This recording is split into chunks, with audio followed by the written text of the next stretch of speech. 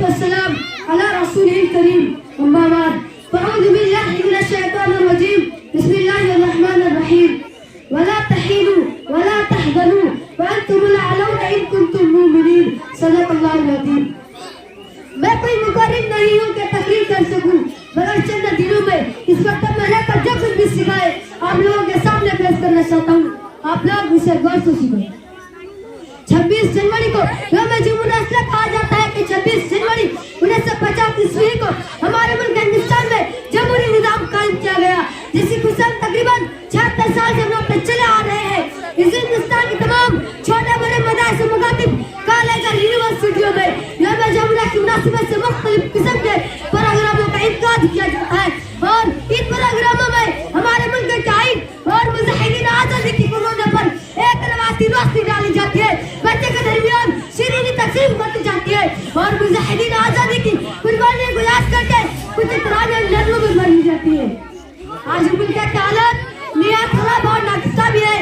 آئے دن ہندوستان جیسے جمہوری ملک ہندو راشٹر میں بدلنے کی شان کوشش کی جا رہی ہے. ایسے حالات میں ہمیں چاہیے کہ صرف روایتی خوشی نہ مناتے بلکہ ہمارا فرض بنتا ہے کہ ہندوستان کے عوام تک یہ پیغام پہنچا جائے کہ ہندوستان ایک جمہوری ملک ہے. ہر مذہب کا احترام کیا جائے گا, ہر مذہب کی پیغامات کی شان کا دیا جائے گا, چاہے کوئی ہندو ہے یا مسلم, سکھ ہے یا عیسائی, ہر کوئی شہری ہونے کے لیے تو بھائی بھائی ہے. 26 جنوری کا دن ہمیں پیغام دیتا ہے کہ ہم زیادہ سے زیادہ ضرورت کو فروغ دیں اور قومی تقارن نشہ کو ختم کریں. اپنی ملک کی ترقی کے لیے ہر وقت کوشاں رہے اور غیر کو ساتھ دیں. مجاہدین آزادی کی قربانی کو یاد کر کے ان جیسا بننے کی کوشش کریں. زیادہ سے زیادہ تعلیم کو فروغ دیں. ہمارے ملک میں بہت سے ایسا لگے تو تعلیم حاصل کرنا چاہتا ہے لیکن حالات سے دو چار ہونے کی وجہ سے استعداد نہیں رکھے. ہم ایسے لوگوں کو تعلیم دلانا اپنا فرض سمجھیں. آج ہمارے ملک میں جب تک غیر انتشار ہے وہ تعلیم کی دوری کی وجہ سے, کیونکہ جس کے اندر صحیح تعلیم و تربیت ہوگی وہ کبھی بھی ملک کا غدار نہیں ہو سکتا.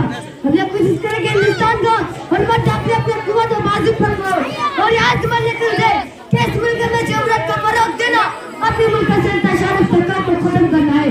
اس کام میں اگر حکومت ساتھ نہیں دے تو نہ دے, خود اپنے آپ کو ذمہ دار سمجھے. علامہ اقبال نظیر احمد کے شعر میں کہتے ہیں کہ افراد کے ہاتھوں میں ہے اقوام کی تقدیر, افراد کے ہاتھوں میں ہے اقوام کی تقدیر, ہر فرد ہے ملت کے مقدر کا ستارہ. وآخر الدعوانا الحمدللہ. ماشاءاللہ بہت ہی بہترین انداز میں بچے تقریر کر رہے تھے.